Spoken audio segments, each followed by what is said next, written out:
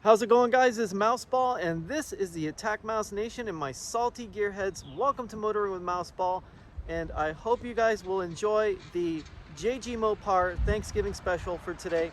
So guys, on to the video and have a fantastic day.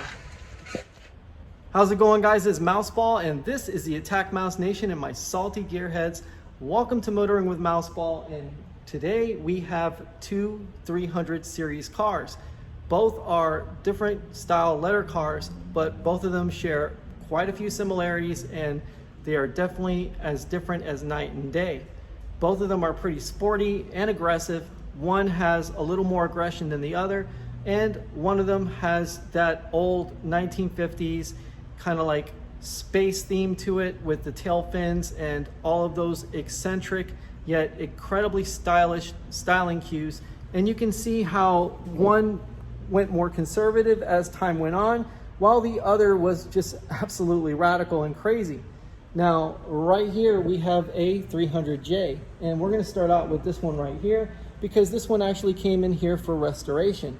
It has a rare V8. It's a RB V8. It's 413 cubic inches, and only 8 of these cars had this option. Now, these cars came with AC, and I'm gonna pop the hood for you guys. So give me a second, so that way I can pop the hood. There we go. And right here, we have a 413 RB V8. And I'm gonna give you guys a closer look at this V8. I painted this V8 a Chrysler green. This is actually the original corporate color for it. And what we've done is added an AC compressor and AC condenser. Now, everything is pretty much as it came from the factory, as it should. And as you can see, we're going to take a look at all the different styling cues of this 300. Now, right here, you have the crosshair grille, and you have the 300 badge front and center with the red, white, and blue. So it's definitely not ashamed of being American, that's for sure. Now you have these double bezel headlights, a nice long chrome bumper, and this grille mesh right here, which looks extremely classic, really beautiful, while the headlights are kind of encased with these almost like eyebrows. So it's kind of like the car has a personality right out the box, and Chrysler in bold font right up front of the hood with this actual character line that pretty much starts very bold and disappears into the hood as it goes to the back of the dash. Now right here you have these mirrors, and I'm telling you, these mirrors have been seen on Lamborghinis, they've been seen on McLarens, and many cars that actually have this kind of forward but yet backward look for the rear view mirrors. And it's almost like Lamborghini or McLaren or many of these exotic car manufacturers actually took from the older 1960s cars for their styling elements. Right here you have a 300 badge, red, white, and blue with 2 cross flags, and the 47th annual 500 Indianapolis Motor Speedway official pace car from May 30th, 1963. So right here, this is a pace car replica painted in pace setter blue. It is in fact a convertible with the white interior, and inside the interior is something to see. There's no doubt about it. Now right here, this car did have factory AC because you can see all the buttons right here, but right on this side, this car actually has a push button transmission, and it's actually manually done, which is incredible because when you consider that push button transmissions are done electronically and almost every car has a push button transmission right now, at least the ones that are built for normies. Well, let's just say that this car was way ahead of its time, and this almost has a flat bottom appearance to the steering wheel. And right here you have all of the accoutrements of a beautifully done car. Not a lot of minutia. Everything's pretty much set up very nicely, including the radio, the dials, where you insert the key, your windshield wipers, your top down, all your switches to actually rotate the mirror. This one right here is where you actually move the mirror, and as you can see, the mirror is moving back and forth, up and down, which that's pretty amazing. You know, that you can actually move the mirror from here to over there. So that took some engineering right there to get that right. Now, back here, you have 2 cocktail seats. Now, the 300F back there actually has a separate seat in the back for each occupant, which is pretty unbelievable because when you consider that this one is joined at the hip, kind of like Siamese twins, the 300F to have 2 separate seats in the back means that it's a lot sportier than this 300J. But this is the actual car that went around Indianapolis, so go figure. Now, we're gonna actually take a look at the Chrysler 300F. Now, this car has a more aggressive appearance. The eyebrows that encase the actual headlights are canted upwards to give it more of an aggressive look. I mean, it looks more aggressive. The bumper is curved with the grille to give it a more aggressive look. You have a crosshair grille that is bold and beautiful right up front, and obviously the red, white, and blue, the 300 and the F designation right on the badge. You have your turn signals on the bottom on each side, and the bumper is just curved to match the aggressive styling of this vehicle. Now, right here, this is the party piece that every Mopar guy should be going crazy over. And right under the hood, we have a 440 max wedge V8 with a cross ram intake.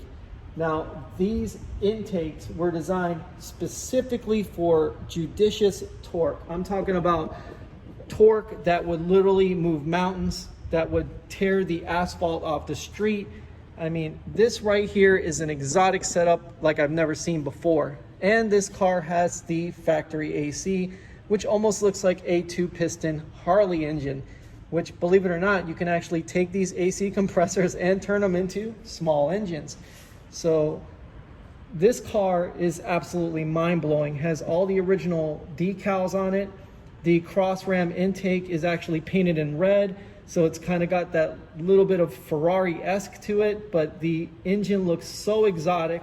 And you would think that the 300J would have this engine as opposed to this car. But in actuality, it's this car that has that engine. And it's just mind-blowing how awesome that looks. That's incredible. And it's extremely exotic for an American car. Now, we're going to close the hood. And as you can see, the very back side of it is louvered. And that is from the factory, guys. I mean, that's pretty amazing. Now, we have a 2-door coupe for the 300F and the J right here, but as you can see, this body line right here where the tail fins go out, and it just has a going fast as you're standing still kind of look with the huge badge on the side. I mean, this car is not conservative whatsoever. It's not, you know, shy about what it is or what it's supposed to be. This car is in your face, especially with the terracotta paint on it, which is a very odd color. It almost looks like the pink stones that you put in your garden, the color of those bricks that literally border your garden or, you know, pretty much fill the Italian streets that are near Maranello. So it's pretty amazing how this car just has all this character and is almost 20 feet long. I mean, it's absolutely stunning how huge this car is. And trust me, it is a nightmare to move in and out of the shop. But regardless, we're gonna go ahead and we're gonna take a look in the interior, and I'm gonna give you a quick walk around of just everything with this car. I mean, the body lines are absolutely stunning. Now, this right here is just as exotic as the engine. We're gonna sit in here in the interior, and I'm gonna show you what this car has. Now, the 300J is extremely conservative compared to this car. Right in here, look at this center console. I mean, here's your miles per hour, your amperage, your oil, your temp, all in this almost snow globe of a instrument cluster. And then you have all the different adjustments for, I'm not exactly sure because again, I wasn't born back in this time, And right here you have the Golden Touch radio by Chrysler. I mean, the stuff they came up with, you have the max cool, you know, front cool, defrost, heat, you have all the switches, you have a square analog clock, you have your mirror mounted right here, and it's called the Mirror-matic, with rear range and far range, which this is absolutely mind-blowing. And it's got a push button transmission. Now this might be the lever, this is for left and right turn signal. I thought it was a lever for park, but this one you have to actually use the parking brake to stop, believe it or not, which is insane to me.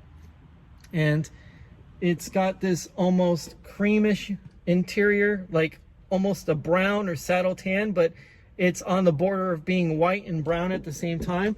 And right here in the back, these are actual singular seats for the rear occupants, which is absolutely incredible, with a big, bold 300 badge right in the back. So this car, once again, is not shy about what it is.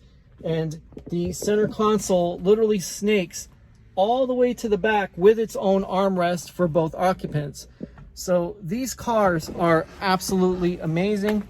They are stunning, and they are very, very much appreciated for coming in and getting service work done to them, because these are the kinds of cars that make this job not a job. It actually makes this a pleasure. We love coming to work to be able to work on cars like these. I mean, it's obvious that these are cars you definitely don't see every day, and that the hardest of the hardest core enthusiast has to know a lot about them, has to know a lot about their features, and has to know where to find parts to restore these cars to mint condition.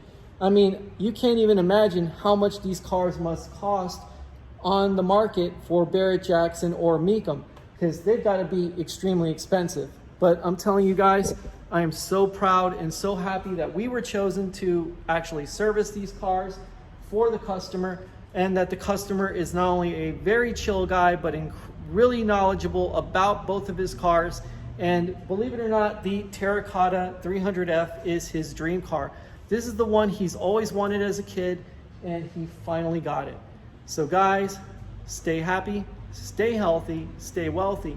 And remember, if you ever see a Mercedes E63 or a BMW M5, just remember, back in the 60s and the 50s, these cars were exactly like them. Take it easy, guys. Mouseball out.